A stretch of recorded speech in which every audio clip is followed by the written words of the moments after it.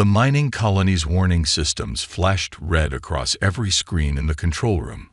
Blue Song's four hands moved quickly over the holographic controls, his crystalline body reflecting the emergency lights. The small colony of Astra beings had never expected trouble this far out in space. They were peaceful miners, working on the edge of known space, gathering rare minerals that their species needed for sustenance. Elder Blue Song called out Crystal Hum, the youngest operator in the room. The long-range scanners show multiple ships entering our system. They're not sending any friendly signals.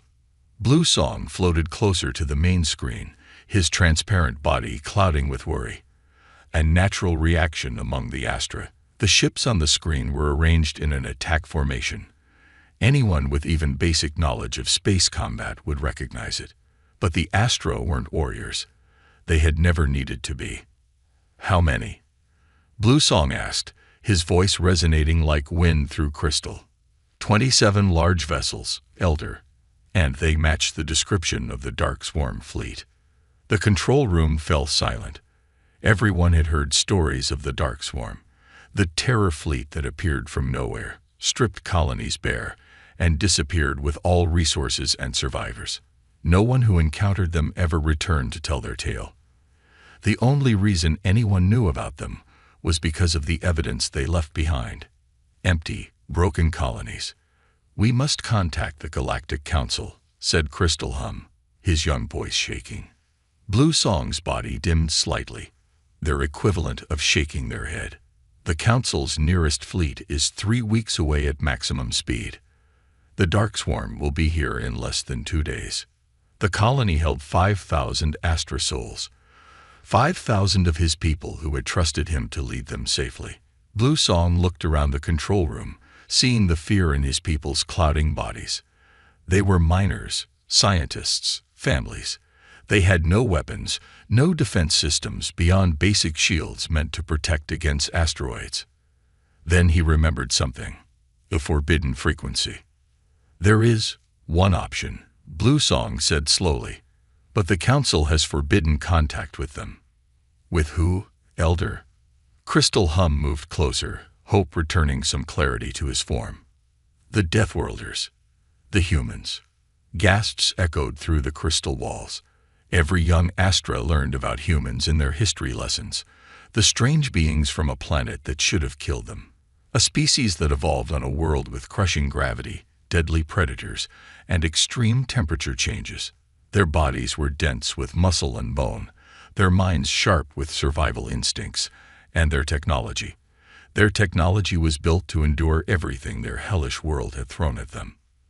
The Galactic Council had voted to isolate them centuries ago. Too dangerous, they said. Too unpredictable. Too willing to fight. The humans had accepted the decision with what they called a shrug, and simply continued building their empire in their assigned sector of space. But they had left behind one thing: an emergency frequency. A way to call for help if anyone ever truly needed them. Blue Song moved to the communications array. His fingers hesitated over the controls. Using this frequency would mean breaking the highest laws of the Council. But as he looked at the screen showing the approaching Dark Swarm fleet, he knew there was no choice. "Elder," Crystal Hum whispered, "the stories say humans are violent and unpredictable. They might be as dangerous as the Dark Swarm." Blue Song's body glowed with determination. "The difference, young one, is the humans fight to protect. The Dark Swarm fight to destroy. Sometimes we must trust in the dangerous to save us from the evil."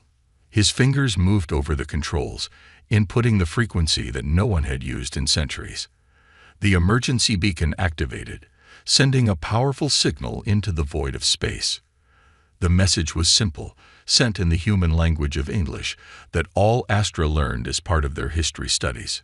"To any human ships, this is the Astra mining colony in Sector 7B9. We are under attack by a hostile fleet. We have no weapons. We have children. Please help us. Please." The message shot out faster than light, racing through the darkness between stars. All they could do now was wait, and hope that the most feared species in the galaxy would choose to answer their call. Crystal Hum moved to the window, looking up at the stars. "Do you think they'll come, Elder?" Blue Song joined him at the window. "The stories say that humans never abandon a cry for help. Now we will see if the stories are true." Above them, the stars continued to shine, unknowing of the drama unfolding beneath them. Somewhere out there, their message was speeding through space, searching for the only beings in the galaxy that the Dark Swarm had never dared to attack. The Deathworlders, the humans, their last hope. Admiral Marcus stood on the bridge of the Earth Fleet's flagship, Thunder, his weathered face illuminated by the soft blue glow of holographic displays. The massive ship, nearly 2 miles long, cruised through hyperspace with its escort fleet of 15 vessels. They were returning from a routine patrol of human space when the signal came through. "Admiral," called out Lieutenant Reed from the communication station. "We're picking up a distress signal. It's using the emergency frequency, sir."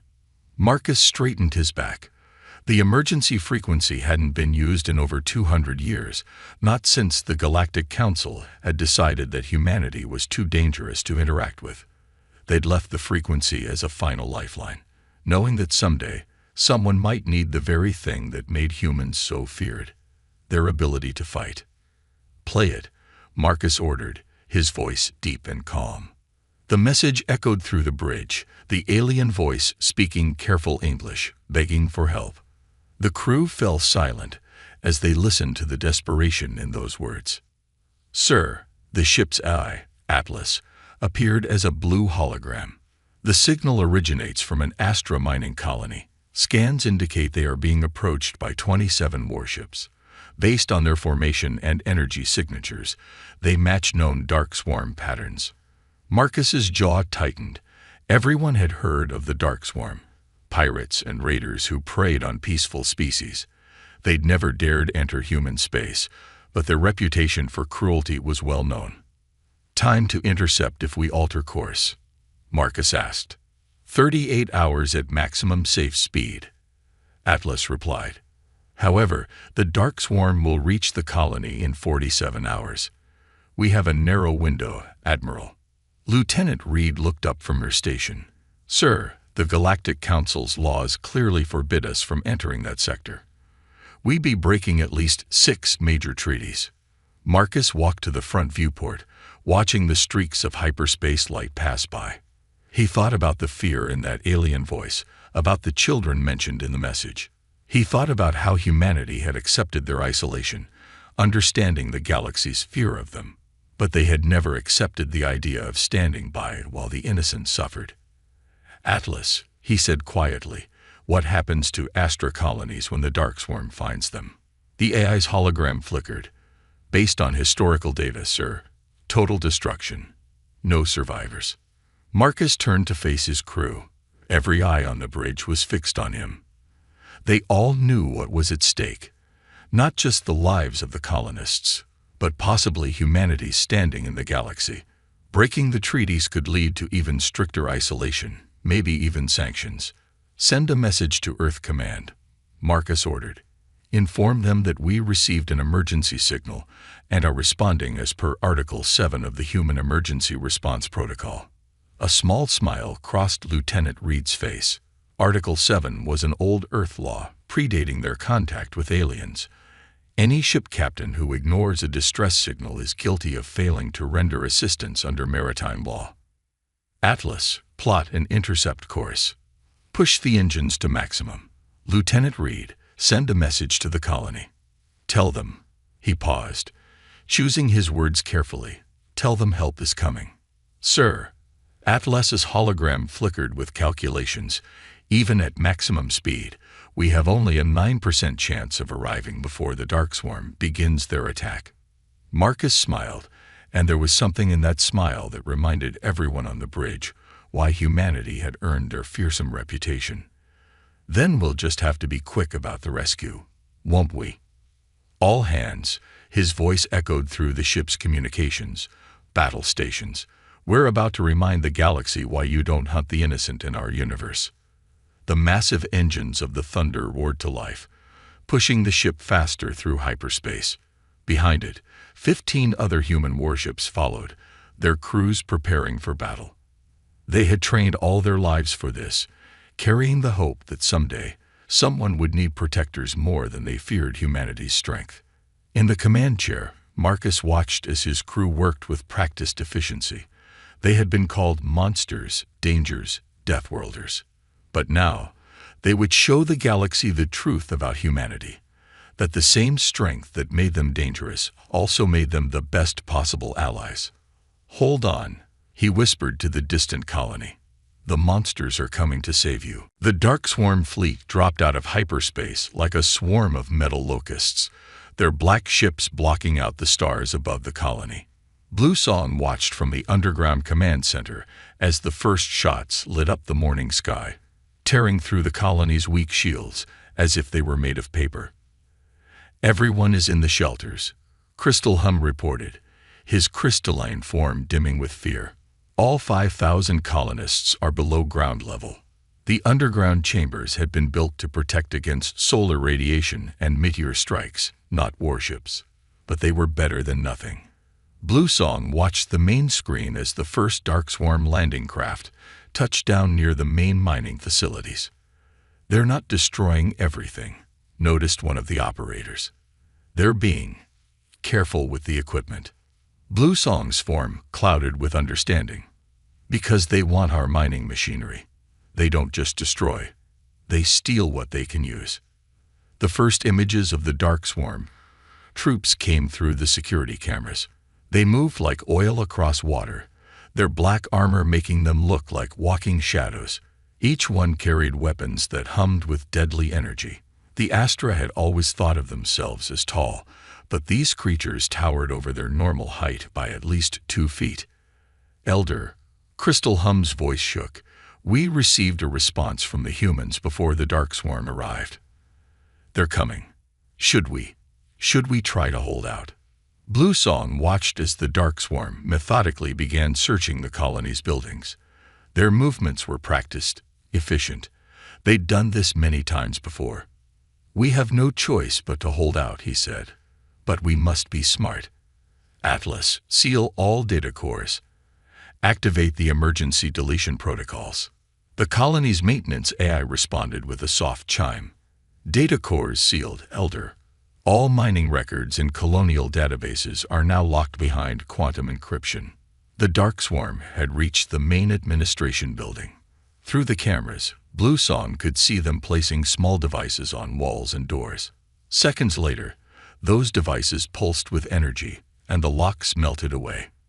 "They're going to find us," whispered one of the younger operators, her crystal form almost transparent with fear. "Yes," Blue Song agreed, "but they won't find us easily, and they won't find what they're looking for." The colonists had spent the last 2 days preparing. They'd hidden their most valuable mining data, scattered their food supplies across multiple storage rooms, and set up false leads that would take time to investigate, time they desperately needed. A loud boom echoed through the underground chambers. The Dark Swarm had found one of the main entrance points to the underground complex. "All security doors, close and lock," Blue Song ordered. "Activate the emergency maze protocol." The underground complex had been built with a clever design feature.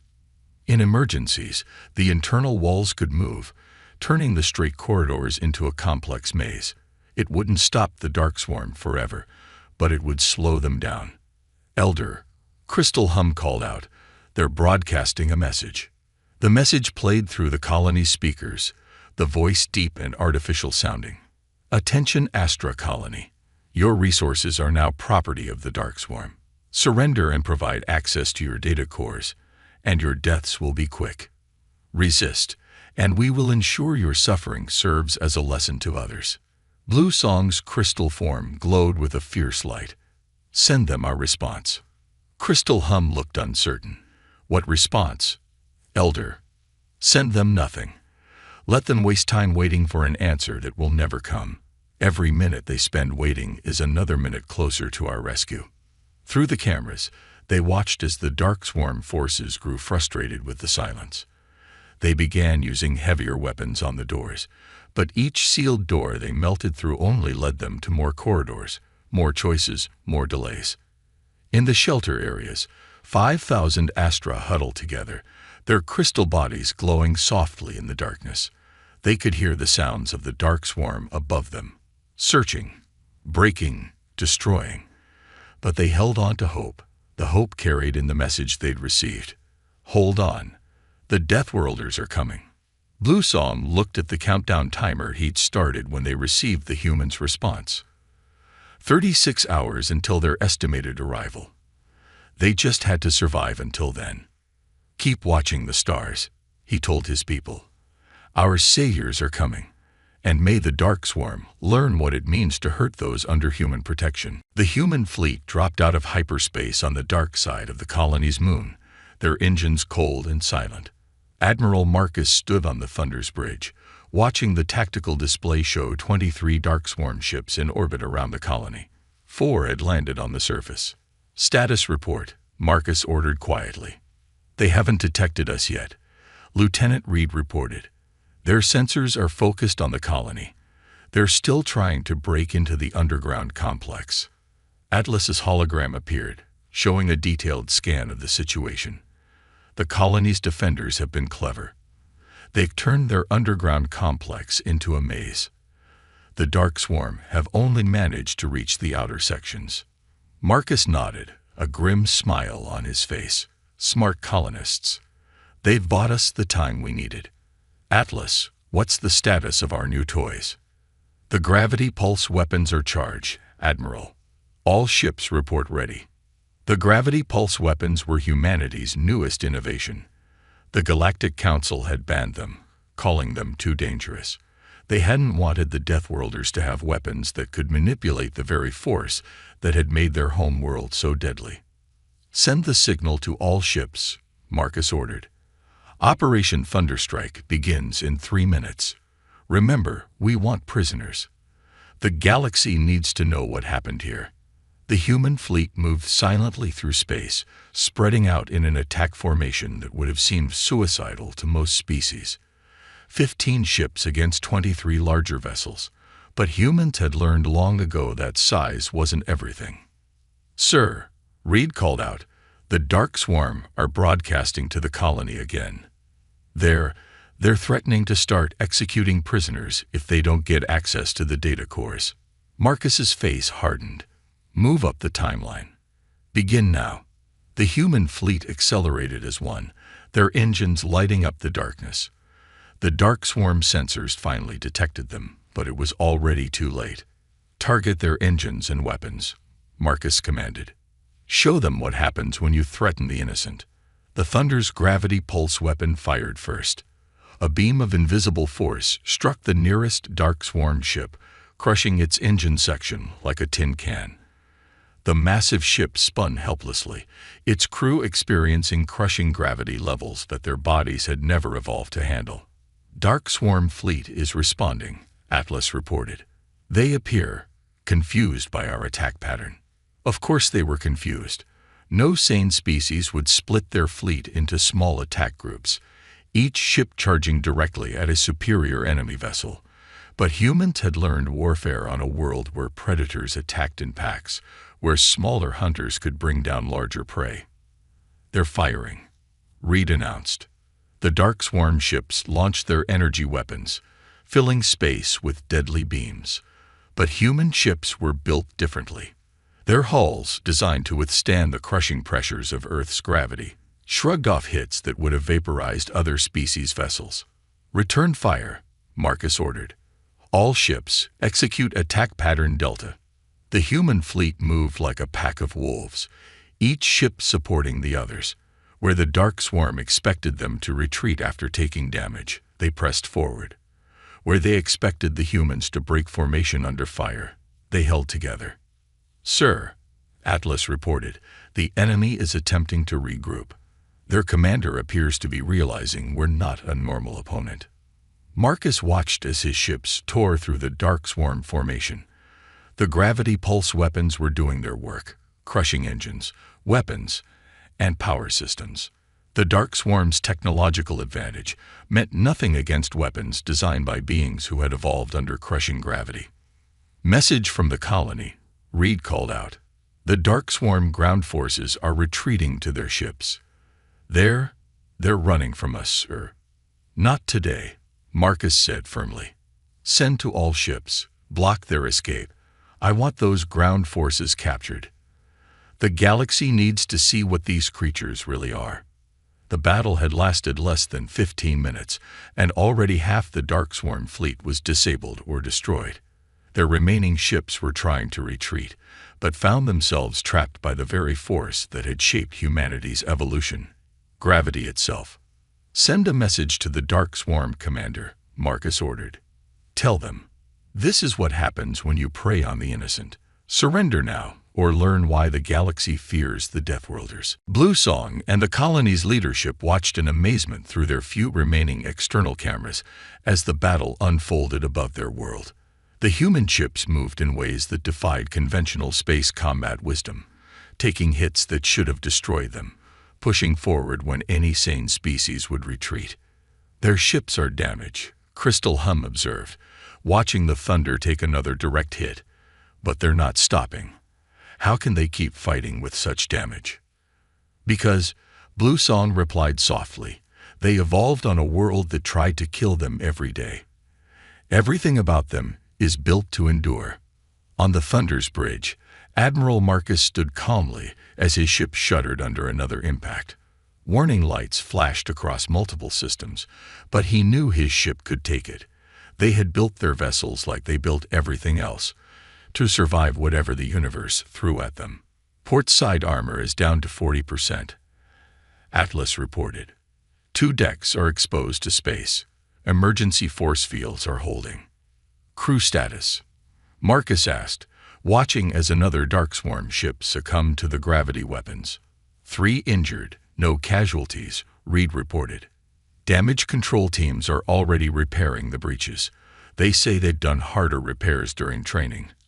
Sir, the Dark Swarm commander, Lord Hunter, watched from his flagship with growing horror as his fleet was systematically torn apart by ships that should have been destroyed 3 times over. His species had ruled the dark spaces between stars through superior technology and tactical doctrine. But these humans ignored everything they knew about warfare. My lord, his second reported, the human vessels are still advancing. Their hulls are heavily damaged, but their weapons remain at full power. They're not retreating. Why aren't they retreating?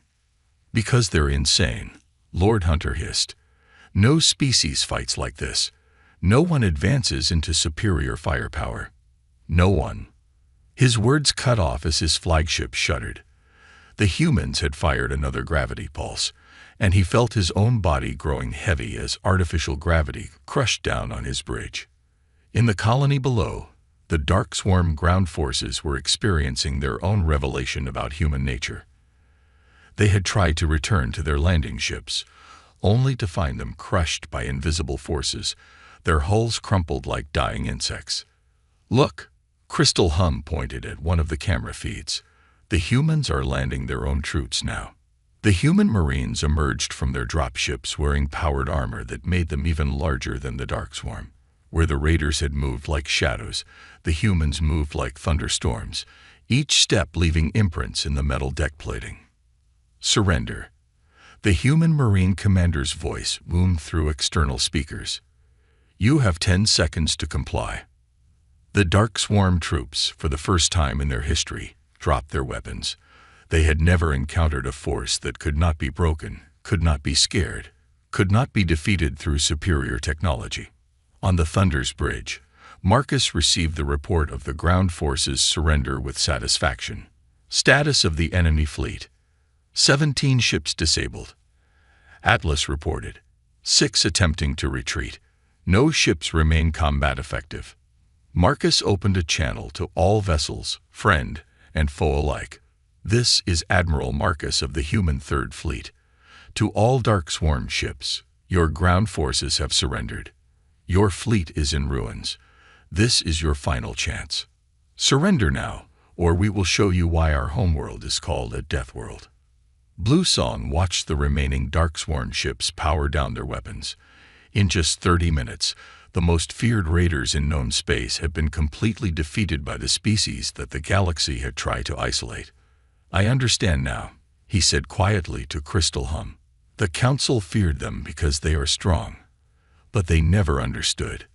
The humans are strong because their world taught them to protect themselves. And now, they protect others. Above the colony, the human fleet took up defensive positions, their damaged hulls gleaming in the starlight. They had arrived as saviors and proven themselves to be not just warriors, but guardians. The Deathworlders had shown the galaxy that being dangerous and being noble were not mutually exclusive. Lord Hunter of the Darkswarm stood on his flagship's bridge, watching as his mighty fleet drifted powerless in space. The human gravity weapons had turned his once proud armada into floating wreckage. But he still had one card to play, one final move that had always worked before. Open a channel to the human flagship, he ordered, his black armor gleaming under the emergency lights. Admiral Marcus appeared on the main screen, his weathered face showing no emotion. Behind him, the human bridge crews worked calmly despite the battle damage visible around them. You fight well, human, Lord Hunter began, using his most diplomatic tone. Perhaps we can reach an arrangement.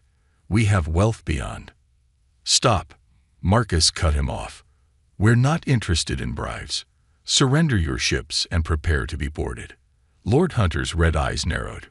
You don't understand. The Darkswarm have resources across 50 star systems. We could offer you 50 systems you've stolen from others. Marcus interrupted again.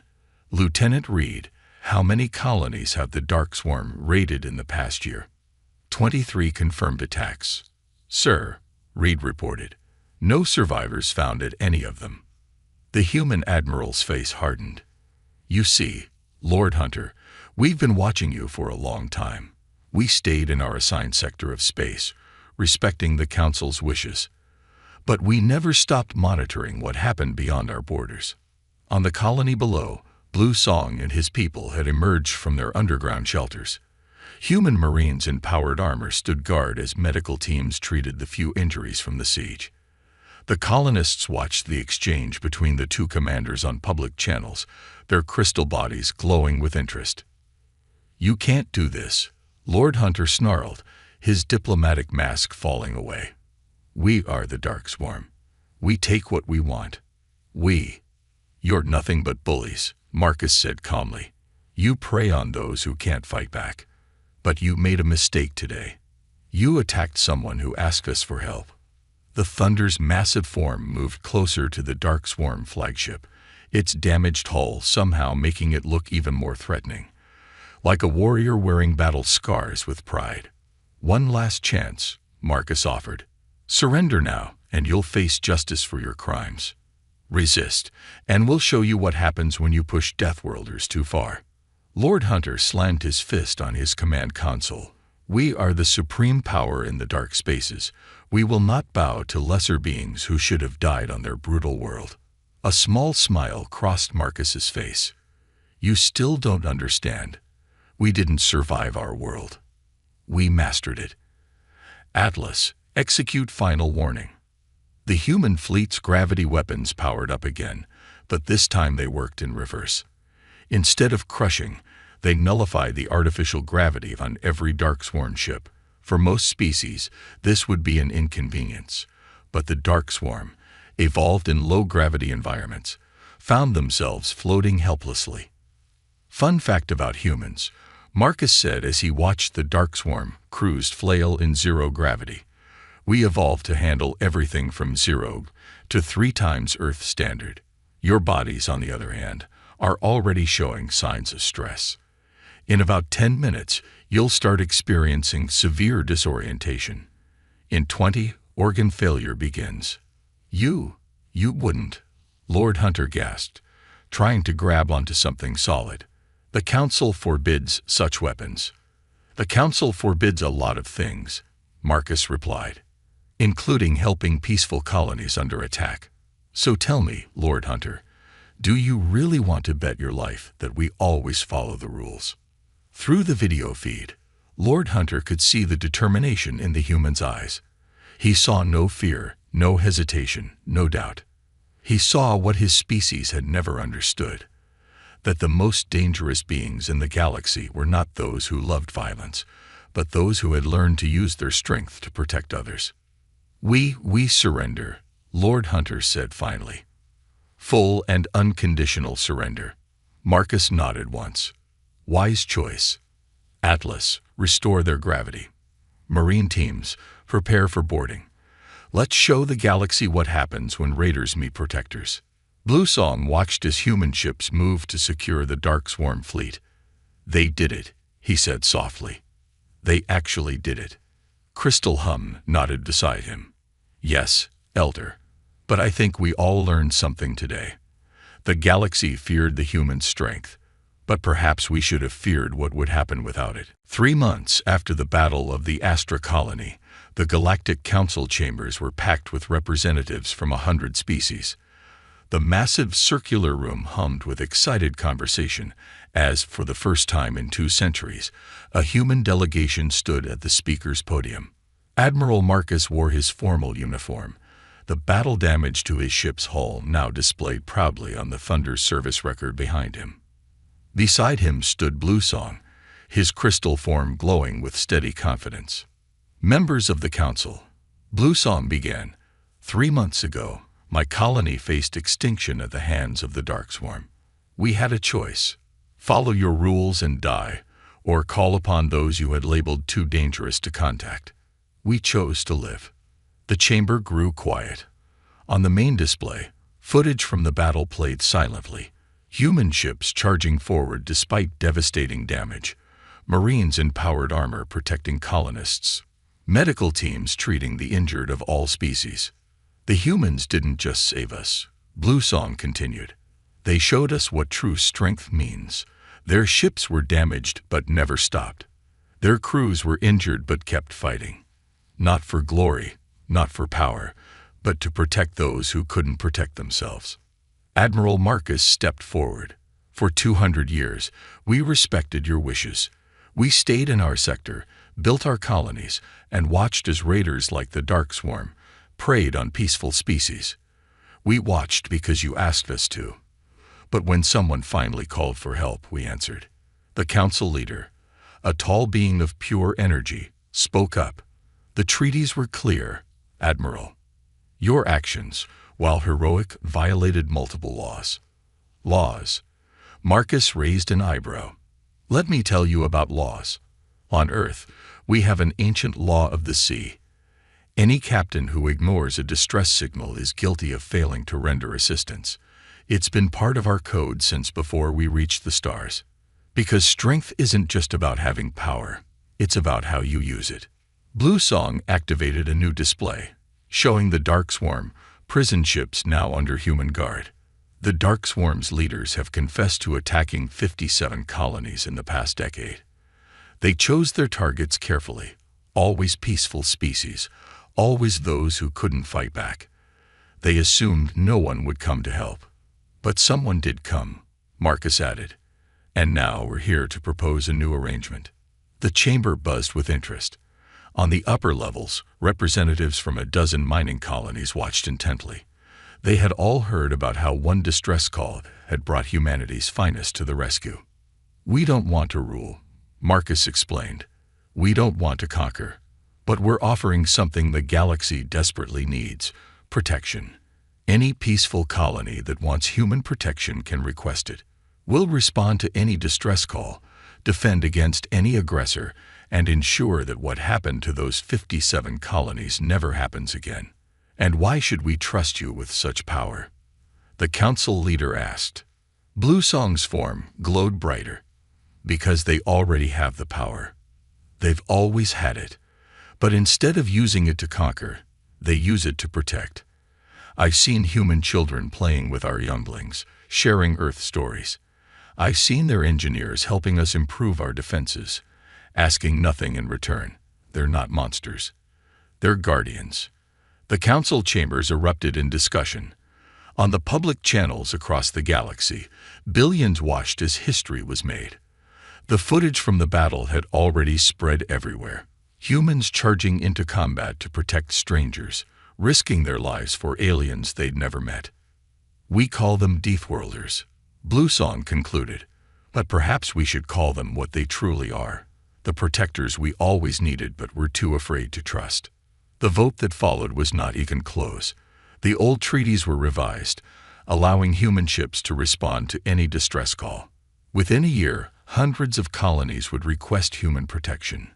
The raiders and pirates who had plagued the galaxy's peaceful species found themselves facing an enemy they couldn't intimidate or outfight. As Marcus and Bluesong left the council chambers, the Admiral smiled. "You know," he said, "back on Earth, there's an old saying. The only thing necessary for the triumph of evil is for good men to do nothing." Bluesong's crystal form sparkled. "Then it's fortunate that when we called, the good men of Earth chose to do something." Above them, the Thunder waited in orbit, its battle scars now a badge of honor. The ship that had answered a desperate call and changed the galaxy forever. The Deathworlders had finally found their true purpose, not to be feared, but to be the guardians of those who needed them most.